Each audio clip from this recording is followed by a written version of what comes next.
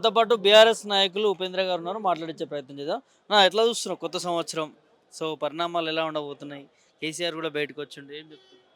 ఇప్పుడు ఈ సంవత్సరం అందరికి కూడా తెలంగాణ ప్రజలందరికీ ముఖ్యంగా మా పార్టీ కార్యకర్తల నాయకులకి మా నాయకుడు కేసీఆర్ గారికి, కేటీఆర్ గారికి, హరీష్ రావు గారికి, మిగతా మాజీ మంత్రులు, ఎమ్మెల్యేలు అందరికి కూడా, ఎమ్మెల్సీలు అందరికి కూడా నూతన సంవత్సర శుభాకాంక్షలు తెలియజేస్తూ ఉన్నాం.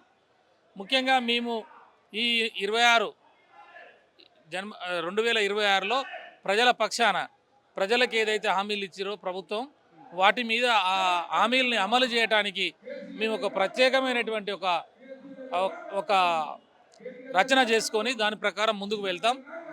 ఏ పేదవాళ్ళ కోసం అయితే వాళ్ళు మాట్లాడిరో, మహిళల కోసం కానీ, లేకపోతే నిరుద్యోగుల కోసం కానీ, రైతుల కోసం కానీ మాట్లాడిన అంశాల మీద, లేకపోతే హైదరాబాద్లో మళ్ళీ రియల్ ఎస్టేటు మళ్ళీ ముందుకు పోయే విధంగా ఏ రకంగా చేస్తే మళ్ళా హైదరాబాద్ నగరంలో రియల్ ఎస్టేటు ముందుకు పోవడానికి అవకాశం ఉంటుందనే అంశాల మీద మేము మూసి సుందరీకరణ అంశాల మీద కానీ, ఇత్యాది అవినీతి మీద కానీ మాకు ఒక ప్రణాళిక ప్రకారంగా మా కేటీఆర్ గారి నాయకత్వంలో, కేసీఆర్ గారి దర్శకత్వంలో మేము ముందుకు వెళ్తాం.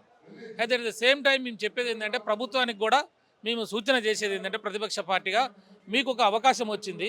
2 సంవత్సరాలు మీరు కంప్లీట్ చేసుకున్నారు. ఈ 2 సంవత్సరాల్లో కూడా మీరు కూడా సమీక్ష చేసుకోండి.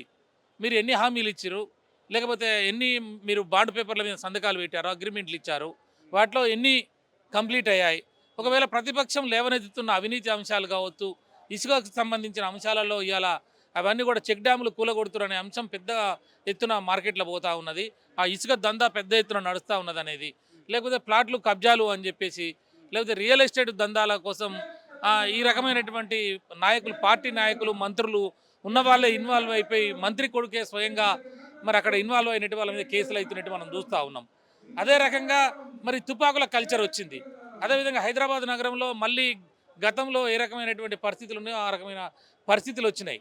కాబట్టి అక్కడ క్రైమ్ పెరిగిపోతూ ఉన్నది. ఇత్యాది అంశాల మీద ఈ రాష్ట్ర ముఖ్యమంత్రి కానీ, రాష్ట్ర ప్రభుత్వం కానీ మేము సూచన చేసేది ఏంటంటే, మీరు సమీక్ష చేసుకోండి. ఉత్తనే మేము ఏదో మాట్లాడుతున్నామని కాదు, వాస్తవాల్ని బేరీజ్ చేసుకోండి. గత ప్రభుత్వంలో ఏం జరిగింది, ఈ ప్రభుత్వంలో ఏం జరిగిందని బేరీజ్ చేసుకోండి. ముఖ్యమంత్రి గారికి ఒకటి కూడా మేము వారికి కూడా శుభాకాంక్షలు తెలియజేస్తున్నాం. ప్రత్యేకంగా ముఖ్యమంత్రి కానీ, రాష్ట్ర మంత్రివర్గానికి కానీ, మొత్తం కాంగ్రెస్ ప్రభుత్వానికి కూడా మా పార్టీ తరఫున వాళ్ళకి నూతన సంవత్సర శుభాకాంక్షలు తెలియజేస్తూ ఉన్నాం. ఎందుకు అంటే, మీరు మొన్న అసెంబ్లీలో మన కేటీఆర్ గారి కాడికి పోయి వారిని కలవటం, నమస్కారం పెట్టడం, కేసీఆర్ గారిని కలవటం, నమస్కారం పెట్టడం అదొక మంచి శుభసూచకమే. కాకపోతే ఏంటంటే, ఒక ప్రతిపక్ష నాయకుడు, తండ్రి లాంటి వయసు ఉన్నవాడు, తెలంగాణ రాష్ట్రాన్ని సాధించినటువంటి వ్యక్తి, తెలంగాణ మీ యొక్క జీవిత లక్ష్యం నెరవేరటానికి ఏదైతే నీ ముఖ్యమంత్రి పదవి రావాలని నీ జీవిత లక్ష్యం ఉందో అలాంటి పదవి తొందరలో నెరవేరటానికి కేసీఆర్ గారు తెలంగాణ రాష్ట్రాన్ని తీసుకురావడం, వచ్చిన తెలంగాణలో మీకు అవకాశం రావడం, మీరు కావటం. ఎందుకంటే మీరు అయిన మంత్రులు కానీ, ముఖ్యమంత్రి కానీ కేసీఆర్ గారు చేయడం ద్వారానే మీకు ఆ రకమైనటువంటి అవకాశాలు వచ్చినాయి అని చెప్పి, సరే మీరు ఒక పెద్దలుగా, తండ్రిగానో లేకపోతే ఉద్యమకారుడిగానో వారికి నమస్కారం చేయడం అనేది శుభ పరిణామం. బయట కూడా సభలలో చాలా ఘోరంగా తిట్టినారు. అందుకే అంటున్నాం మేము, ఈ సాంప్రదాయాన్ని కంటిన్యూ చేయండి. మళ్ళీ నోటితోటి మన పొగుడుతూ, నొసలితో వెక్కిరించుకునేట్టు కాకుండా, మీరు మీడియాలలో మాట్లాడేటప్పుడు వ్యక్తిగత దూషణలు, చావు వరకు పోవటం, లేదా బూదు పదాలు వాడటం, వ్యక్తిగత విమర్శలు చేయటం, ఇది కాకుండా మీరు ఏ సాంప్రదాయానికి అయితే తెరలేపారో దాన్ని కంటిన్యూ చేయమని అడుగుతా ఉన్నాం. అదేవిధంగా భాషలు ఇలా 29 రాష్ట్రాలలో ముఖ్యమంత్రి కూడా వాడట్లేదు. మేము కూడా బాధపడతా ఉన్నాం. ఇలా మొత్తం భారతదేశంలో ఒక తెలంగాణ రాష్ట్ర ముఖ్యమంత్రి అంటే, ఈ రాష్ట్రంలో ఉన్న ప్రజలందరికీ తండ్రి లాంటి వాడు. పిల్లలు కానీ, వృద్ధులు కానీ, రాబోయే సమాజం కానీ మీ భాషను ఆదర్శంగా తీసుకుంటారు వాళ్ళు. కాబట్టి మీరు మాట్లాడేటువంటి భాష చాలా సరళమైనటువంటి భాష, లేకపోతే ఒక సుసంపన్నమైనటువంటి భాష. ఒక వెంకయ్య నాయుడు గారు మాట్లాడినా, లేకపోతే కేసీఆర్ గారు మాట్లాడినా, అంటే ఉద్యమ నేపథ్యం కానిప్పుడు, అంటే ఒక భాషలలో ఒక మంచి పరిమళం, ఒక మంచి ఆహ్లాదం, ఒక మంచి అనుబంధం, ఒక మంచి అనుభూతి, ఒక ప్రజలని మనము ప్రజా సమస్యలు లేవనెత్తేటప్పుడు ఒక వాజ్పేయి గారు లాంటి భాష, లేదా వెంకయ్య నాయుడు గారు లాంటి భాష, లేకపోతే మన తెలుగు రాష్ట్రాలలో కేసీఆర్ మాట్లాడిన అంతకుముందు ఉద్యమాలకు సంబంధించినవి కాకుండా వారు మాట్లాడిన మీరు భాషలన్నీ కూడా చూడండి. మీరు కూడా భాషల్లో మాత్రం ఈ తప్పుడు విధానాలు కాకుండా, ఆ బూతు పదాలకి తావివ్వకుండా, ఆ హింసకు తావివ్వక లేకుండా, క్రైమ్ని ఎంకరేజ్ చేసే విధంగా లేకుండా, మీరు ఒక మంచి హిమాలయాల పర్వతంలో ఎత్తులో మీరు ఉన్నారు కాబట్టి దాన్ని నిలబెట్టుకోవాలని భాష పట్ల కానీ, వేషం పట్ల కూడా మేము చెప్తా ఉన్నాం. ఆ వేషం కూడా ఇప్పుడు చంద్రబాబు నాయుడు గారు ఉన్నారంటే, చంద్రబాబు నాయుడు గారికి ఒక డ్రెస్ కోడ్ ఉన్నది. మా చిన్నప్పటి నుంచి చూస్తే ఆయన ఇట్లనే ఉంటాడు. కేసీఆర్ గారు కూడా 10 సంవత్సరాలు ఒక డ్రెస్ కోడ్ ఉంది, ఒకే రకంగా ఉన్నాడు. అట్లనే వివిధ రాష్ట్రాల ముఖ్యమంత్రులు, ప్రధానమంత్రులు కూడా ఒక హావభావం, ఒక వేష భాష, డ్రెస్సు అడ్రస్సు, ఉందాతనం, ఆ పదవిని పెంచే ఉందాతనాన్ని పెంచే విధంగా ఉండాలని. మీరేమో ఉదయం ప్యాంట్ షర్ట్ తోటి ఉంటారు, సాయంత్రం ఏమో టీ షర్ట్ వేస్తూ ఉన్నారు, ఒకసారి హాఫ్ టీ షర్ట్ వేస్తూ ఉన్నారు, ఒకసారి ఫుల్ టీ షర్ట్ వేస్తూ ఉన్నారు, కలర్ టీ షర్ట్లు వేస్తూ ఉన్నారు. ఐఏఎస్ ఆఫీసర్లతో కూర్చున్నప్పుడు, మీరు రివ్యూలో కూర్చుంటేప్పుడు అది కరెక్ట్ కాదు. ఎందుకంటే మీరు చిన్నప్పుడు మీకు ఉండవచ్చు కోరిక ఏంటంటే మీరు పెద్ద అయిన తర్వాత ఒక సినిమా యాక్టర్ కావాలి, ఒక సినిమా హీరో కావాలనేది మీ అంతర్గతంగా మాకు అర్థమవుతున్నది ఏంటంటే, మానసికంగా మేము అర్థం చేసుకున్నది ఏంటంటే, మీరు సినిమా యాక్టర్ కావాలని ఉన్నది మీకు. ఒక మహేష్ బాబు, పవన్ కళ్యాణ్ లాగానో, లేకపోతే ఇంకొక రజనీకాంత్ లాగానో బట్టలు వేసుకోవాలి, బూట్లు వేసుకోవాలనేది మీకు ఉన్నది. కానీ మీరు అనుకోకుండా ముఖ్యమంత్రి అయ్యారు, ఆ కోరికలు తీరలేదు. కాబట్టి ఇలా మీడియాలో పెద్ద ఎత్తున ప్రచారం వస్తుంది కాబట్టి అలాంటి టీ షర్ట్లు వేసుకుంటా అని చెప్పేసి మీరు వేసుకొని కూర్చోవడం కరెక్ట్ కాదు. ఏది ఐఏఎస్లో వాళ్ళతోటి వీళ్ళతోటి కూర్చున్నప్పుడు. కానీ నీ ఇంట్లో ఉన్నప్పుడు, నీ మనవాడితో ఆడుకున్నప్పుడు, లేకపోతే కుటుంబ సభ్యులతో ఉన్నప్పుడు, నీ ఇంట్లో నీ వ్యక్తిగతం, నీ పర్సనల్ అలాంటి డ్రెస్సులు వేసుకోండి, మీ కోరికలు తీర్చుకోండి. అంతకన్నా ఇంకా మంచి డ్రెస్సులు వేసుకోండి. కానీ డ్రెస్ విషయంలో కూడా మీరు పాటించాలని చెప్పేసి కూడా మేము విజ్ఞప్తి చేస్తూ ఉన్నాం. రేపు అసెంబ్లీ సమావేశాలు జరగబోతా ఉన్నాయి దాదాపు 3 రోజుల వరకు కూడా. సో ఒకవైపు ప్రతిపక్షం మాత్రం 15 రోజుల వరకే అసెంబ్లీ సమావేశాలు జరపాలి, ప్రజా సమస్యల గురించి చర్చిద్దామంటూ ప్రతిపక్షమైనటువంటి బీఆర్ఎస్ పార్టీ చెప్తా ఉంది. కానీ 3 రోజులే సమావేశాలు జరుపుతున్నట్టు తెలుస్తూ ఉంది. ఎట్లా చూస్తారు? ఇప్పుడు అందుకే మేము ఏమన్నాం, ప్రతిపక్ష పాత్ర మేము పూర్తి స్థాయిలో సంసిద్ధమవుతా ఉన్నాం. ప్రజా సమస్యల మీద 10 సంవత్సరాలు ఈ రాష్ట్రంలో పరిపాలన అందించినటువంటి వాళ్ళము. సమస్యలు ఎక్కడున్నాయి, మేము పవర్ల నుంచి పోయిన తర్వాత వాళ్ళు పవర్లకు వచ్చిన తర్వాత వాళ్ళు ల్యాక్యునస్ ఏంటి, వాళ్ళ అడ్మినిస్ట్రేషన్ పరంగా ఎలాంటి తప్పులు జరుగుతూ ఉన్నాయి, ఇలాంటి జరుగుతున్నప్పుడు వాటిని మనం ఎట్లా ఓవర్కమ్ కావాలి. కాబట్టి నేను ఏమంటున్నానంటే, ఈ 10 సంవత్సరాలలో మేము చేసినటువంటి వాటిని మాకన్నా మీరు మెరుగ్గా చేయాలని అంటే మేము ఇచ్చే సూచనలు మీరు పాటించాలి. మేము ఇచ్చే సూచనలు ఏంటి? ముఖ్యంగా కేటీఆర్ గారు, మన కేసీఆర్ గారు వచ్చి పాలమూరులో సంబంధించినటువంటి దాంట్లో వాటర్ సంబంధించిన 45 టీఎంసీల నీళ్లు ఎందుకు వదులుకున్నాడు అనేది మనం ప్రధానంగా లేపుతా ఉన్నాం.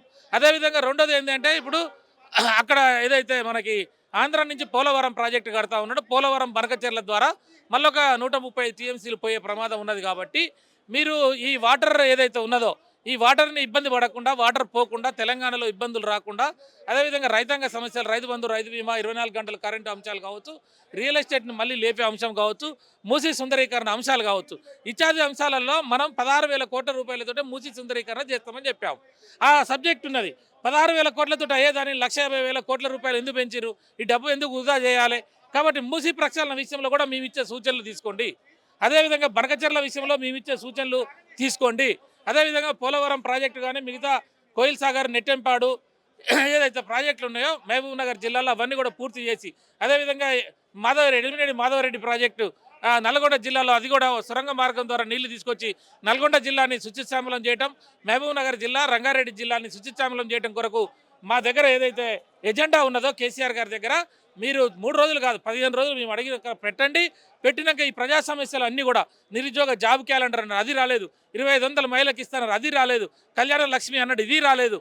అంటే ఓవరాల్గా విద్యార్థుల జీవితాలతోటి చెలగాటమాడి ఆ రోజు విద్యార్థులను రెచ్చగొట్టి పవర్లోకి వచ్చిన తర్వాత ఈరోజు విద్యార్థుల మీద కేసులు పెట్టే ఈ పద్ధతులు కూడా మానుకోండి. ఇవే పథకాల గురించి మంత్రులు మాట్లాడుతూ ఉన్నారు. రాష్ట్రం అప్పుల్లో కూరుకుపోయింది. 10 సంవత్సరాల్లో బీఆర్ఎస్ పార్టీ ఇష్టానుసారంగా అప్పులు చేసుకుని వచ్చింది, రాష్ట్రాన్ని అప్పుల్లో కూరుకుపోయింది. ఈ సంక్షేమ పథకాలు అమలు చేసుకుంటూ అటు అప్పు కట్టుకుంటూ మిత్తి కట్టుకుంటూ వస్తున్నామంటూ మంత్రులు మాట్లాడుతూ ఉన్నారు. దీనికి మీ సమాధానం ఏంటి? ఇప్పుడు నేనేమంటున్నా, కాగు లెక్కలు చెప్పినారు కదా, కాగు లెక్కలు మనకి 2 లక్షల చిల్లరే అప్పు ఉన్నదని చెప్పినారు. అంటే నువ్వు బట్టగాల్చి మీదేసే కార్యక్రమం, రాజకీయాలు చేయడం కొరకు, రాష్ట్రంలో అప్పులో ఉన్నది కేసీఆర్ని బదనం చేయడం కొరకు, టీఆర్ఎస్ను బదనం చేయడం కొరకు తప్పుడు లెక్కలు చెప్పి తప్పుడు వడ్డీ లెక్కలు చెప్పొద్దు. కాకపోతే ఏంటంటే, ఇక్కడ మనకి తలసరి వినియోగంలో నెంబర్ 1 స్థితిలోకి వచ్చాం. ఫసల్ భీమ్ ఏదైతే పంట ఉన్నదో ఆ పంటలు పండించే దాంట్లో నెంబర్ 1 స్థితిలో పంజాబ్ను తలదండి వచ్చాం. అదేవిధంగా తెలంగాణలో ఉన్న భూగడ్డ ఏదైతే ఉన్నదో 10 రెట్ల డబ్బులు పెరిగిపోయాయి. అంటే తెలంగాణలో ఉన్న ప్రజలందరూ కూడా దాదాపు లక్షాధికారులు, కోటీశ్వర్లు అయిపోయారు.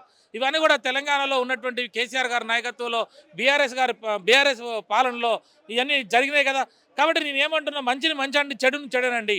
ఈ రాజకీయం కొరకు కేసీఆర్ గారినో లేకపోతే బీఆర్ఎస్ పార్టీని బదనం చేస్తే ఆ బదనం జరిగేది కేసీఆర్కి, బీఆర్ఎస్ పార్టీకి కాదు. మొత్తం తెలంగాణ అప్పుల పాలైంది, తెలంగాణలో డబ్బు లేదు, తెలంగాణలో ఇంకో రకంగా ఆర్థిక మాంద్యం ఉన్నదని మీరు చెప్పడం ద్వారా ఏమైందంటే ఇతర రాష్ట్రాలకు, ఇతర దేశాలకు సంబంధించిన కంపెనీలు రావు, పెట్టుబడులు పెట్టే వాళ్ళు రారు, పారిశ్రామికవేత్తలు వెనకకపోతారు, రియల్ ఎస్టేట్ మొత్తం కూడా పడిపోయింది. తద్వారా ఏం జరుగుతుందంటే తెలంగాణలో ఉన్నటువంటి ప్రజలందరి జీవితాలు మనుగడ కూడా ఇబ్బంది అవుతుంది. కాబట్టి నేనేమంటున్నా, ఒక ముఖ్యమంత్రిగా ఈ తెలంగాణ ప్రజల జీవితాలతో మీరు చెలగాటం ఆడొద్దు. ఈ ప్రజలన్నీ మీరు ఏ రకంగా ఆర్థిక వనరులు పెంచుకోవాలి, మరి ఈ రకమైనటువంటి ఆదాయాలు ఏ రకంగా ఉన్నాయి, రెవెన్యూ కానీ, ఎక్సైజ్ కానీ, లేకపోతే ఇంకా ఏ రకమైనటువంటి అవకాశాలు ఉన్నాయో ఎతకాలి. కానీ ఈ రకమైనటువంటి తప్పుడు వాదనలు తీసుకొచ్చి ఇవాళ మనం పెట్టుబడి పెట్టి కాళేశ్వరం కడితే కాళేశ్వరం ద్వారా తెలంగాణ అంతా అభివృద్ధి అయింది. ఒక యాదగిరి నరసింహస్వామి కట్టుకున్నాం, ఒక సెక్రటేరియట్ కట్టుకున్నాం, అనేక ప్రాజెక్టులు, సీతారామ ప్రాజెక్టులు, పాలమూరు రంగారెడ్డి ఎత్తిపోతల ప్రాజెక్టులు, ఇవన్నీ కట్టుకున్నాం. ఎక్కడ తక్కువ ఉన్నాయి, ఎక్కడ లేకుండా ఉంది, ఎక్కడ ఏది చేస్తే, ఏ ఫండ్ రిలీజ్ చేస్తే కేసీఆర్ గారు తీసుకుపోయిన ఆశయాలు ఏంటి, ఆలోచన ఏంటి, దానికి అనుగుణంగా మీరు ముందుకు పోతే తెలంగాణ రాష్ట్రం ఇంకా ముందుకు పోతుంది. కానీ మీ రాజకీయం కొరకో, మీ ఎజెండా కొరకో, మీ కమిషన్ల కొరకో, మీ అభివృద్ధి కొరకో, మీ పదవుల కొరకో, లేకపోతే మీరు ఢిల్లీకి డబ్బులు పంపాలని కొత్త ప్రాజెక్టులు తీసుకొచ్చి ఆ కమిషన్ల కొరకో చేస్తే అది తెలంగాణ సమాజం అంతా కూడా ఇబ్బందులు ఎదుర్కొనే పరిస్థితి ఉంటుంది, రాష్ట్రంలో ఆర్థిక మాంద్యం వచ్చే పరిస్థితి ఉంటుంది. కాబట్టి మేము దయచేసి ముఖ్యమంత్రి గారికి విజ్ఞప్తి చేస్తా ఉన్నాం, మంత్రి మండలందరికీ కూడా గతంలో జరిగినటువంటి విధి విధానాలు ఏమున్నాయి, అక్కడ జరిగినటువంటి పాలసీలు ఏ రకంగా తీసుకున్నారు, ఏ ప్రాజెక్ట్ ఎక్కడ అయిపోయింది, ఏది చేస్తే మనం ముందుకు పోతామనే అంశాలు కనుక మీరు పరిపాలించి ముందుకు పోతే తప్పకుండా తెలంగాణ అభివృద్ధిలోకి పోతుందని చెప్పేసి మేము అడుగుతా ఉన్నాం.